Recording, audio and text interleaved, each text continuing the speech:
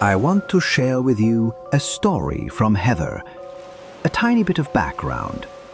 She's taught in Japan 3 times, in Nara, Tokyo, and Shizuoka, where I am. But her eerie experience didn't happen here. It happened in Nara, and it goes something like this. My story takes place in Nara in 2010. I was in a typical teaching situation in that I was hired by a Canadian married couple who had just acquired a conversation school.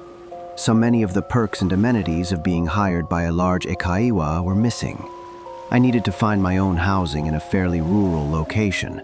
So when I came across a large house owned by a Canadian who rented to foreigners, I just had to take it. Among the many charms and quirks of the house were also a few unusual things, none of which were evident upon my initial visit to the house. There were a lot of items left behind by previous inhabitants at different points in the course of the house being offered as a rental. This gave the house a sense of confused time. There were clothes, magazines, and other artifacts from as long ago as the 80s and as recently as the tenant before me, by my estimate. The house carried noises from the neighbors on either side of it, as each house was connected. I once thought someone was coming tearing down the stairs toward me in the middle of the night, only to discover that my neighbor never removed the work boots he stomped around his own house in. On the other side of me, a cat meowed itself to hoarseness before seeming to have become mute. In this setting, I also began to feel a sense of unease about the house. The creepiest feeling room was the one I chose to sleep in, as it was the only room with internet access. I figured if anything weird happened, I could at least make a call to someone about it.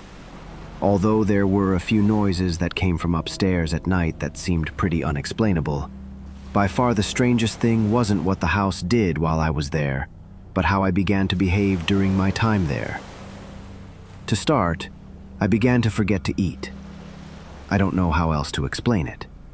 I had to travel a few train stops away to get groceries, which was sometimes inconvenient, but my lack of interest went beyond the occasional neglect to pick up eggs or rice on my days off. Eating became something I did out of panic after long hours of skipping meals or forgetting dinner. I lost 35 pounds in a very short amount of time, causing my bosses to express concern. I didn't know how to explain it, and I did my best to remember, but it wasn't consistent. I was constantly anxious in the house. In part, this must have been due to my extreme isolation, as I ran the school without co-workers and rarely spoke to anyone in person beyond my students and the school manager. However, it made me feel crazy. I was constantly feeling out of control and nervous in general. Then there were my sleep disturbances. I suffered from insomnia for the first month or so, cramming myself into a love seat in the living room and cycling through Ghibli movies all night. Many times I saw the sun rise before I could sleep at all. Once I finally settled enough to sleep in a room, I couldn't bring myself to sleep upstairs at all and chose the bedroom adjacent to the living room. At first I slept on a futon on a platform bed frame. Once summer came, I often kept the sliding glass door in the room open and slept on the futon on the floor.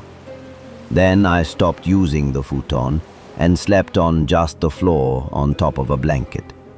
I wasn't uncomfortable or experiencing any sort of back pain, so I can't explain why I stopped sleeping on any sort of bed.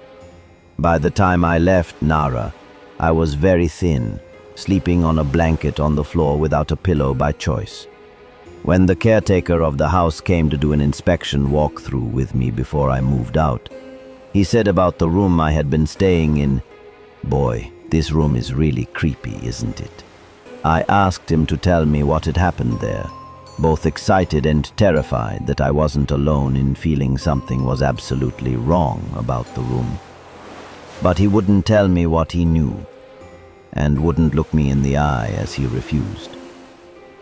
If this situation could be plausibly explained as a mental health crisis, I believe I would have taken some time to recover or bounce back to a sense of normalcy. Nevertheless, my appetite was restored almost immediately upon vacating the house. I was able to sleep again, in a bed, with pillows. I gained weight. I felt like myself again within weeks. I've learned a lot about Japanese folklore since that experience in Nara, but I'm never one to assume I have enough knowledge to set a definitive label on what happened in the house. All I know is that I've never experienced anything like it before or since. The end. This has all the makings of a horror movie, don't you think? I'm so glad Heather was able to move out and feel better, shed whatever it was that was draining her. But don't you have dozens of questions about the house or the land? Like what happened there? When? This is total speculation. But if something did awful happen, did the people who rented it out genuinely not know? I mean, they are foreigners too, and maybe they got a good deal on the place without having heard the gory details.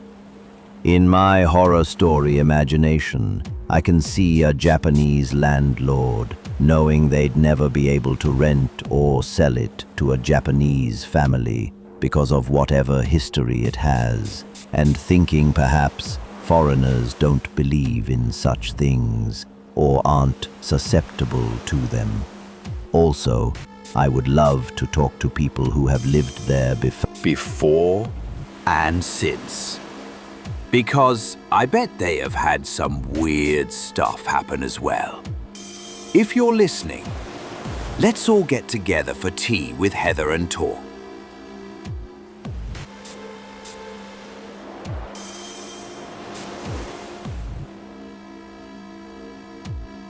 Okay. Next, I'll just tell you about one of the worst things that has ever happened to me. Something I don't like to revisit. But it is freaky AF and fits today's theme. It happened back in 2001.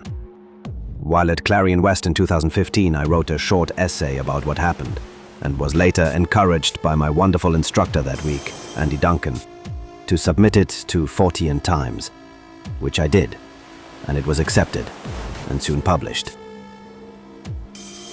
So instead of me wading through this whole experience, I'm going to read that essay, and then I'll also talk about the parts that I never said out loud before.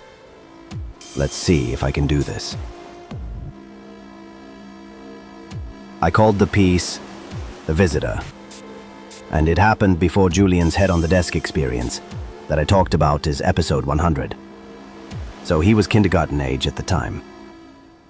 Here we go. A month after we moved into our new house, my husband's company transferred him halfway across the country. I'm an American expat living in Japan. That's how things are done here. His boss insisted he relocate for the length of the current project, returning home 1 weekend a month. The idea being that because it was such a short time, there was no reason to spend money to move the entire family. Plus, I was told, since our 5-year-old was in kindergarten, it would be too traumatic for him to change schools mid-year. It was decided Julian and I stay put in our newly built home, while my husband moved way up north for this new assignment. The situation before he left was that we all slept in the same room. In Japan, families of 3 often sleep on futons in what is called kawa-no-ji, the character for river. The Japanese kanji for river from left to right is a long stroke top to bottom, a small one in the middle, and another long one. A family sleeping all lined would look like the character for river, kawa. Our layout was a little different though. It went husband, me in the middle, then Julian. This was a couple years before Julian started sleeping in his own room. So we're in the new house, Daddy's away, and Julian and I have our own little before bed routine. Something like brush teeth, pro wrestle on the futons, read a storybook, sleep. Everything's fine. It must have been around the 2nd month of us being alone that I developed this overwhelming feeling of dread. Something really bad was going to happen. I've never had this feeling, this intense and ongoing before, and it was terrifying. What started as vague anxiety grew into full-blown panic, pretty much all the time. Days went by, weeks, and I couldn't shake this constant something horrible is about to happen gut feeling. Somehow, along the way, I became convinced the bad thing was going to happen to Julian. I remember on more than one occasion, after he was picked up by the kindergarten bus, I grabbed my keys and followed my car, convinced the bus was going to get into an accident. Then I watched through the fence for a while, until I was sure he was safe inside. Creepy, I know, but I felt that if I was nearby, I could stop whatever it was that was going to happen. Mitigate it, maybe. The escalating bad feeling continued until around 5 months of my husband being gone, when we learned the contract was going to take a lot longer than expected. So no idea when he'd be living with us again. I started having nightmares. But through it all, Julian was the one big light in my life. When we were hanging out, running around in various parks, dinner for two, or watching the then brand new Pokemon anime, whatever it was, when he was nearby, everything usually felt okay.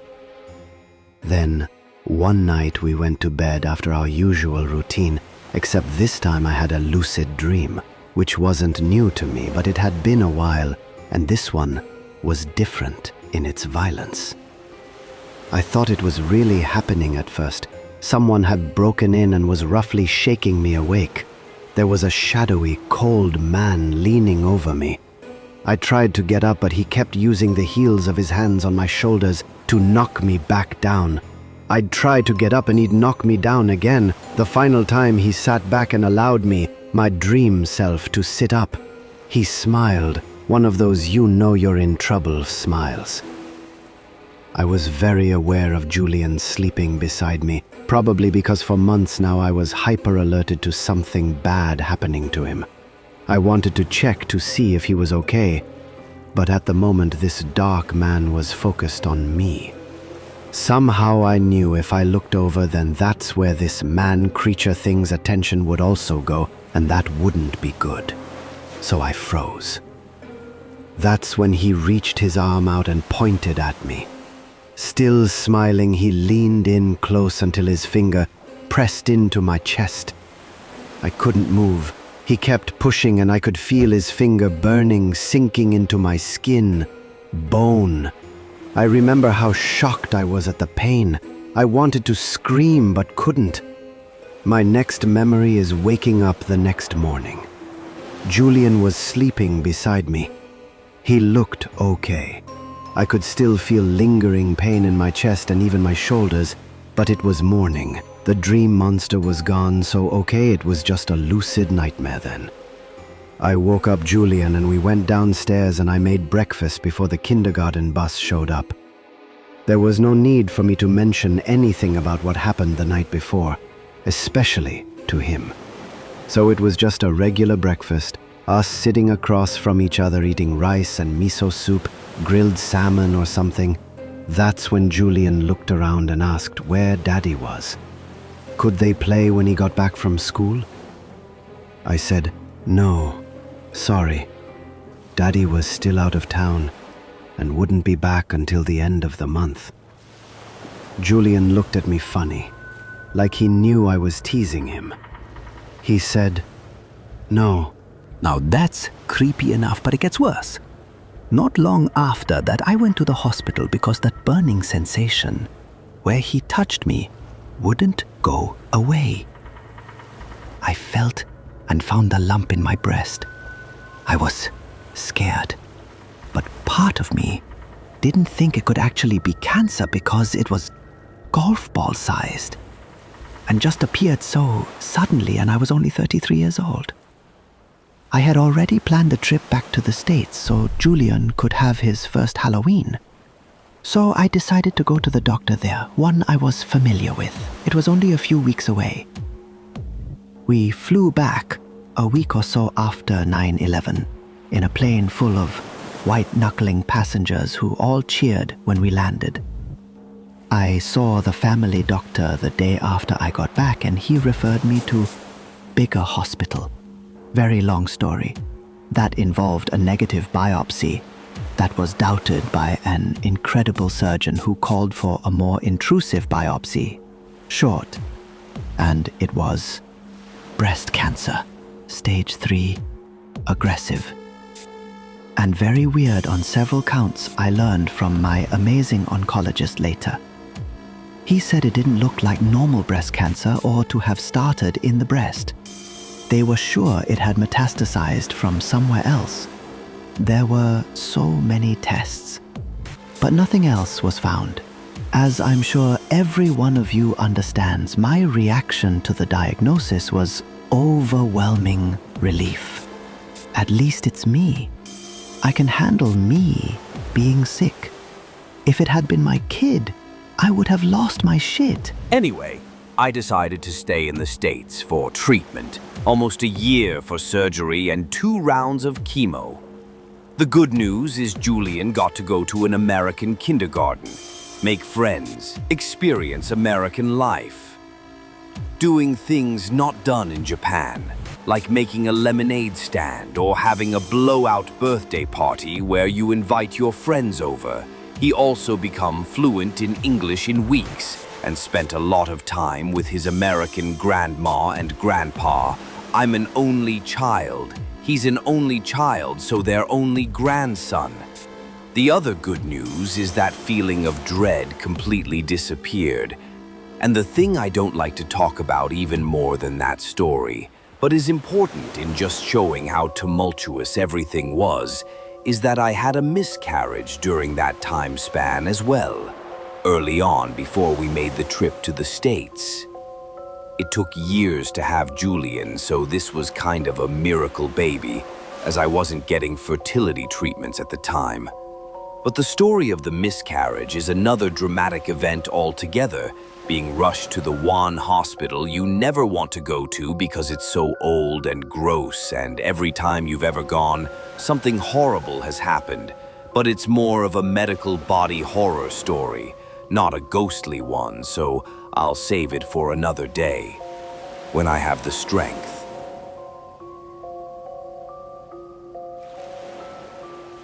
Okay, for the last sentence, uncanny tale, I read one that didn't happen in Japan, but it's heartwarming, and once you hear it, you'll agree it very well could have happened here. It's just a reminder that these things happen everywhere. This one is from Chris Perry, and he calls it the cold caring. Years ago, when my now adult daughter was 18 months to 3 years old, we lived in a large, ramshackle Victorian house, which had seen better years and maintenance. The house was pretty cold in the winter, being heated by a monstrously large and inefficient gravity furnace in the basement. At the end of the hall, and across from our room, was my daughter's room, with large sun-filled windows. Every day we would scoop her out of her crib to start her day, and I would spend some time with her till I left for work. During the winters, we went to scoop her up and found that on every cold day she was under the covers, pretty much tucked in, warm and snug. Eventually, my wife and I realized that neither one of us were checking in on her and tucking her up as we thought, so we asked her about it. She looked at us matter-of-factly and stated, "The grandma covers me up." "An old woman?" we asked. "She lives here. She sits in the rocky chair at night," she explained. "Monster," I called her Monster. "Only you, the cats, and Mommy and Daddy live here."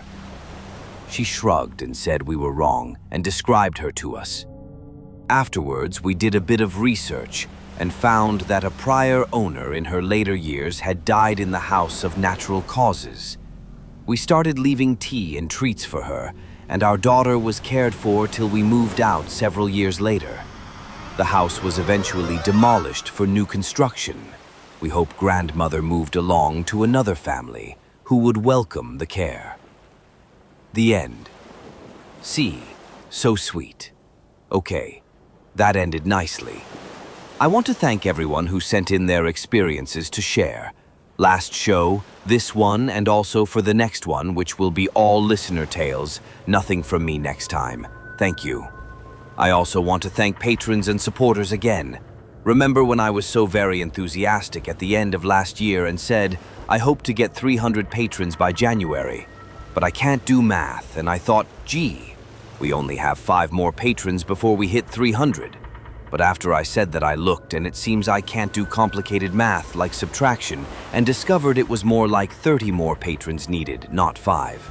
Well, I'm here today to tell you I learned how to subtract, and for real, we only need 5 more patrons to hit the big 300. I double-checked and used a calculator even. Yep, only 5 more to hit the 300. Anyway, I'll let you all go for now. Thank you so much for listening, and I'll talk to you soon. Bye-bye.